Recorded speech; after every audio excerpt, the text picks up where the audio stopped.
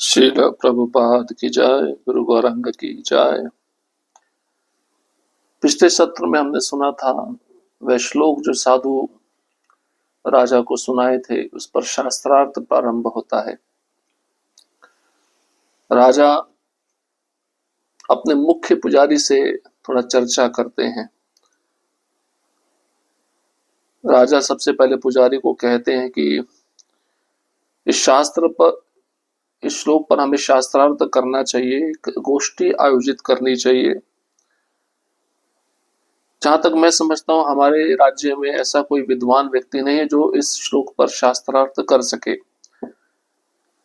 और वह पुजारी था, उसने राजा के सामने ये कहा कि हमें समाधान तो निकालना पड़ेगा, एक ऐसा व्यक्ति को चुनना होगा जो हमारे राज्य को प्रतिनिधित्व कर सके।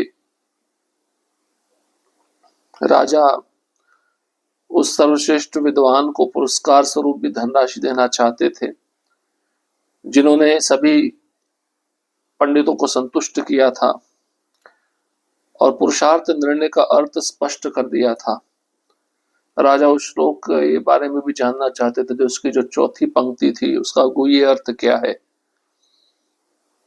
और साथ ही साथ पुरस्कार रूप में राजा एक रेशमी वस्त्र में बंधा हुआ धन, बहुमूल्य वस्तुएं ऊंचे खंभे पर लटकाकर जीतने की जो प्रक्रिया होती है, उस प्रक्रिया के द्वारा उस व्यक्ति को प्राप्त कराना चाहते थे। राजा बहुत व्याकुल थे। अब उन्होंने अपने मंत्री के द्वारा ये समाचार मदुराई पहुंचाया और मदुराई में जाकर जो पेरिय अलवार है उनको सूचना दी गई कि आप जल्दी आइए, शास्त्रार्थ पे ये जो श्लोक है इस पे चर्चा कीजिए।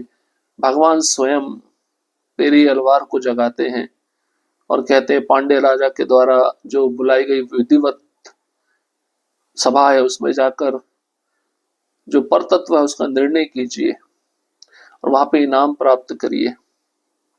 अब राजा ने उसी समय विष्णुचित्त के पास संदेश वाहक भेजे व उन्हें राज दरबार में आने की प्रार्थना की। विष्णुचित्त कौन है? ये पेरी अलवारी है। रानी दार्शनिक वार्ता में रुचि रखने वाली एक विदुषी थी।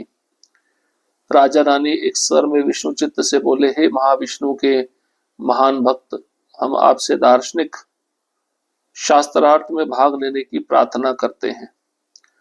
हमें विश्वास है कि आप ही उस पंडित को परास्त कर सकते हैं। इस राज्य के नागरिक होने के नाते आपको राज्य की प्रतिष्ठा बचाने में सहयोग करना होगा।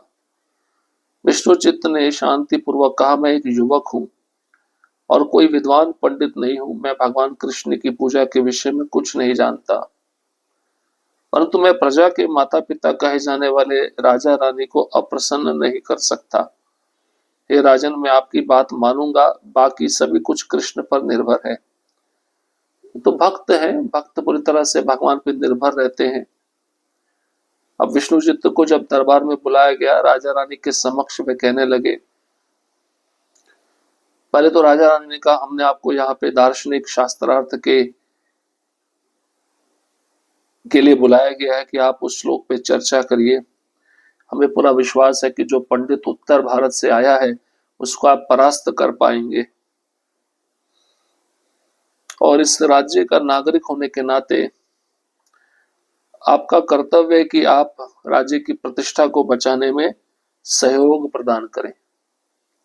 ऐसा राजा रानी विष्णुचित्त ब्राह्मण को कह रहे हैं। अब विष्णुचित्त तो महान भक्त है, शांतिपूर्वक उन्होंने भी कहा, मैं एक युवक हूं, कोई विद्वान पंडित नहीं हूं और मैं भगवान कृष्ण की पूजा के विषय में कुछ नहीं जानता, परंतु प्रजा के माता पिता होने के नाते मैं आपको अप्रसन्न नहीं कर सकता। तो मैं आपकी बात मानूंगा, बाकी सब कुछ कृष्ण पे निर्भर है। शास्त्रार्थ का निश्चित दिन आ गया। दरबार पंडितों, विद्वानों, अधिकारियों व वयोवृद्ध नागरिकों से खचाखच भरा था।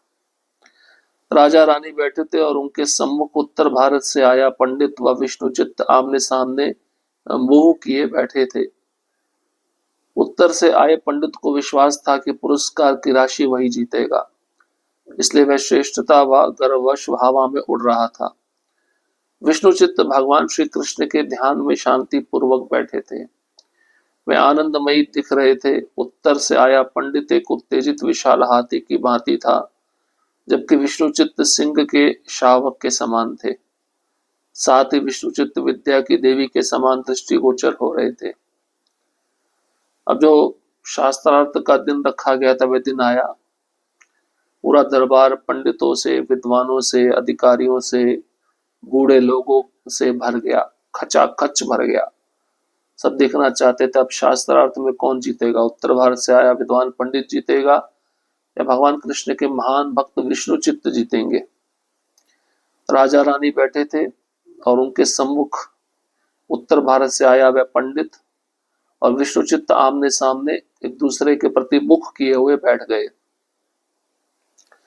अब ये जो उत्तर भारत से आया हुआ पंडित था, ब्राह्मण था, इसको बड़ा गर्व था। वह सोचने लगा पुरस्कार की राशि तो मैं ही जीतूंगा, मैं ही श्रेष्ठ हूं। हवा में उड़ रहा था गर्ववश। और विष्णुचित्त जो ब्राह्मण है, भगवान के महान भक्त हैं, वो शांति पूर्वक ध्यान में बैठे हुए थे, श्री कृष्ण का ध्यान कर रहे थे और आनंद में दिख रहे थे। उनके चेहरे पे कोई चिंता नहीं थी, क्योंकि उन्होंने अपनी चिंता कृष्ण को दे दी थी। अब ये उत्तर भारत से आया पंडित एक उत्तेजित हाथी के समान दिख रहा था, और जबकि विष्णुचित्त जो सिंह का बच्चा होता है उसके समान दिख रहे थे। और साथ ही साथ विष्णुचित्त विद्या की देवी सरस्वती के समान भी दिख रहे थे। शास्त्रार्थ का प्रारंभ राजा द्वारा किया गया। उत्तर से आए पंडित ने श्लोक का उच्चारण किया। सारे पंडित चुपचाप बैठे रहे। दरबार में पूर्णतः शांति थी।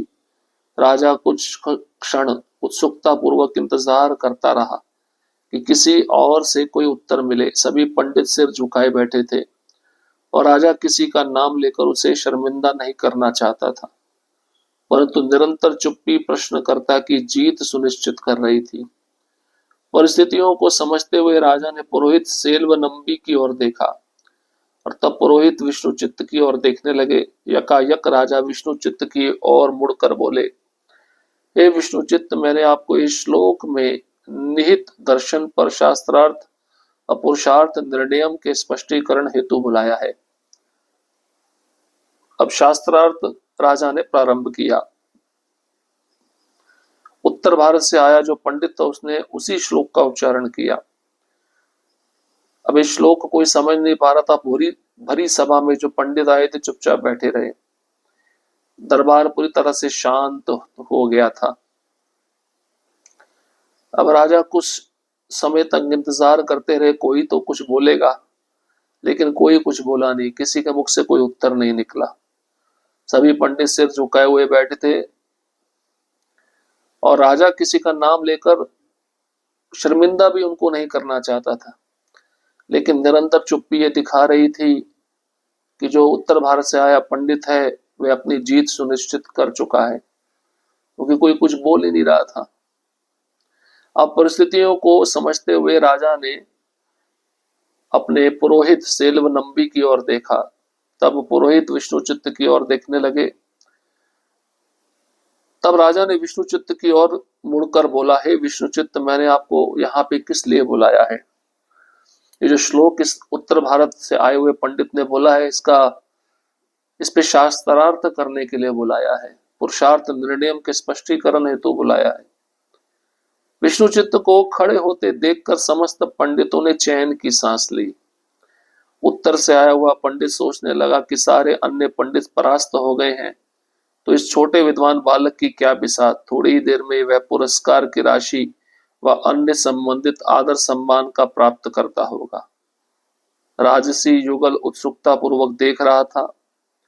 कक्ष में उपस्थित सभी गण आश्चर्य से मंत्रमुग्ध थे। अब विष्णुचित्त खड़े हुए। जैसे खड़े हुए तो सभी पंडितों ने चैन की सांस ली। अब ये कुछ बोलेंगे, हमारा सम्मान रखा जाएगा। उत्तर भारत से आए हुए पंडित यह सोचने लगा कि सारे पंडितों को तो मैंने परास्त कर दिया, हरा दिया है। ये क्या है? ये तो छोटा विद्वान बालक है मेरे सामने, इसको मैं 2 क्षण में हरा दूंगा और थोड़ी देर में जो पुरस्कार की राशि है, अन्य संबंधित आदर समान है, इसको मैं प्राप्त कर लूंगा। सारे राजसी युगल उत्सुकता पूर्वक देख रहे थे। अब कक्ष में उपस्थित सभी गण आश्चर्य से मंत्रमुग्ध थे। जब श्री विष्णु चित्त की बारी आई तब वह शांति पूर्वक उठे, अंजलि बद्ध होकर भगवान का ध्यान किया।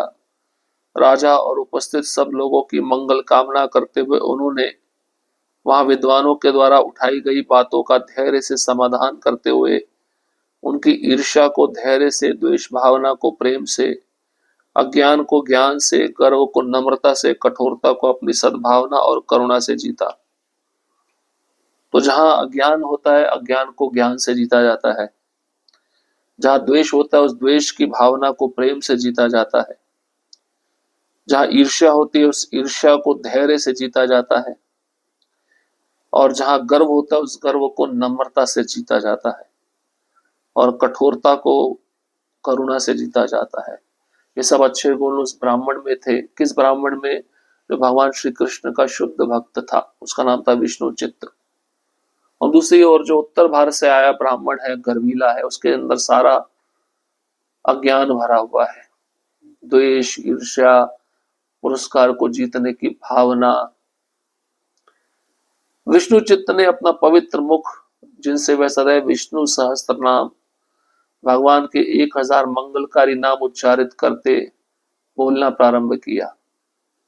प्रातः के 10 बजे थे। उनके संगीतमय स्वर से संपूर्ण दरबार कक्ष में विद्वत्ता व ज्ञान की सुगंध फैल गई।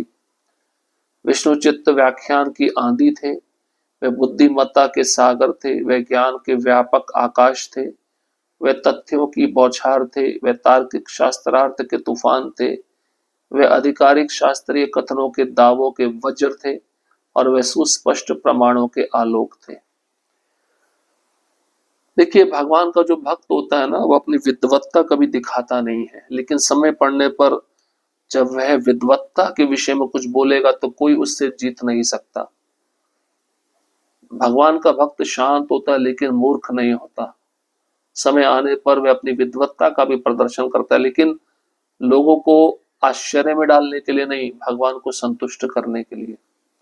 यहाँ पे ऐसी परिस्थिति आ गई थी, अपने राजा रानी का सम्मान बचाना था, इसलिए विष्णुचित्त ब्राह्मण ने बोला प्रारंभ किया, लेकिन वो कभी भी कुछ बोलते नहीं थे, केवल भगवान के नामों का उच्चारण करते थे।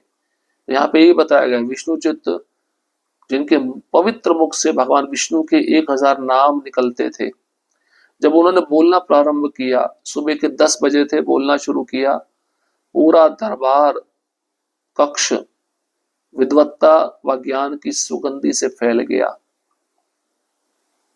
और भगवान के भक्त का बोलना कैसा होता है? संगीतमय स्वर होता है। विष्णुचित्त कौन थे? व्याख्यान की आंधी थे। उनके अंदर बुद्धिमत्ता का सागर भरा पड़ा था, ज्ञान का व्यापक आकाश था, तथ्यों की बौछार थी, तार्किक शास्त्रार्थ के वे तूफान थे। आखिर उन्होंने ये सिद्धांत प्रतिपादित किया कि श्रीमन नारायण ही परतत्व है, उनकी चरण सेवा ही परम पुरुषार्थ है, भगवान का पादार विंद ही मुक्ति का एकमात्र साधन है, भक्ति मार्ग में ही उसी का अनुभव करते हैं। तो कौन सा सिद्धांत प्रतिपादित किया विष्णुचित्त ब्राह्मण ने? भगवान नारायण ही श्रेष्ठ है, भगवान नारायण की चरण सेवा ही परम पुरुषार्थ है, भगवान नारायण का जो पादार विंद है वो मुक्ति का एकमात्र साधन है, और भक्ति मार्ग ही एकमात्र ऐसा मार्ग है जिस पे चल के हम भगवान के साथ अपना साक्षात्कार कर सकते हैं, भगवान के साथ हम अपना खोया हुआ संबंध पुनः स्थापित करके भगवत धाम वापस जा सकते हैं। भगवान का नाम संकीर्तन और प्रार्थनाएं हमें आत्मोज्जीवन के मार्ग में पहुंचा देगी। विष्णु के रूप में, कई अवतारों के रूप में, प्रधानतः श्री कृष्ण के रूप में उसी परतत्व का ध्यान करते हैं। परतत्व भगवान की प्राप्ति ही सबसे बड़ा पुरुषार्थ है। आखिर राजा ने ये दृश्य देखा कि वे सभी मंडप के सिंह द्वार की ओर हाथ बताते हुए सुना रहे थे। समस्त वेद और वेदांत परम भागवतों के ज्ञान, भक्ति एवं प्रेम भक्ति में लीन है। सच्ची भक्ति ही इहलोक और परलोक के लिए ग्राह्य है और वही सच्ची संपत्ति है, वही पर तत्व है। अब भगवान का जो नाम संकीर्तन है, प्रार्थनाएं हैं, यही हमारे आत्मोज्जीवन का मार्ग है। इसी मार्ग से हम भगवान को प्राप्त कर सकते हैं। भगवान विष्णु के रूप में, उनके कई अवतारों के रूप में श्री कृष्ण का जो रूप है वही पर तत्व है, वही श्रेष्ठ है, उसी का हम ध्यान करते हैं। और भगवान का प्राप्ति ही सबसे बड़ा पुरुषार्थ है।